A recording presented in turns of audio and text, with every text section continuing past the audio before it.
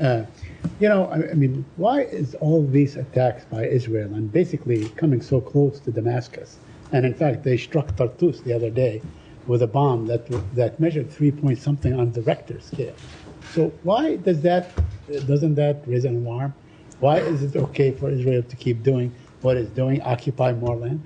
So, if you're talking about, are you talking about something specific, Zaid? Are you talking I'm talking about what Israel is doing every day. They have occupied more territory every day. They send in their tanks. Now they are in Daraa. They are, very close to Damascus. As a matter of fact, they struck the city of Tartus for no reason. For instance, a bomb that, like I said, measured something like 3 point something on the Richter. Let me ask you about the Kamal Adwan Hospital in Gaza. That Israeli snipers have been using it for target practice for a long time, destroying everything in it.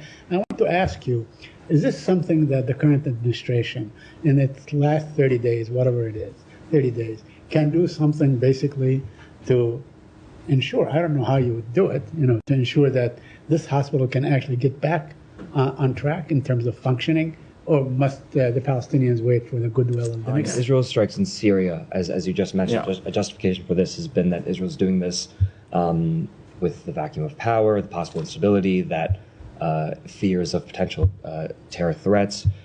How does more bombing, especially one after the fall of Assad, and one that has bombing that registers, as Said says, on the Richter scale, contribute at all to stability or peace?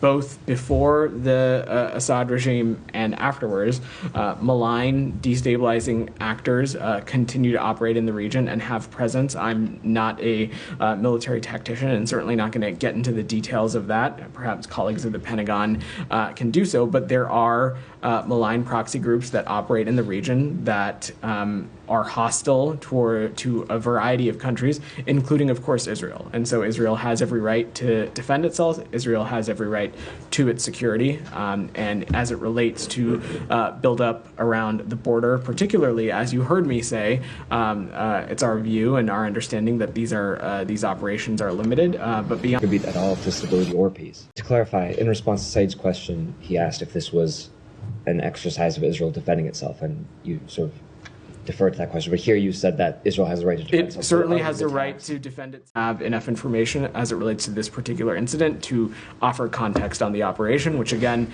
not a spokesperson for the IDF, which I'm sure they'd be happy to answer your questions. Okay. And then you say that these attacks are temporary, and you refer to these groups. Do you know what Israel's strategic objective is with regards to these attacks? And I know that you've said you're not the spokesperson for them, but the U.S. is providing military aid to Israel, and so these questions do seem relevant.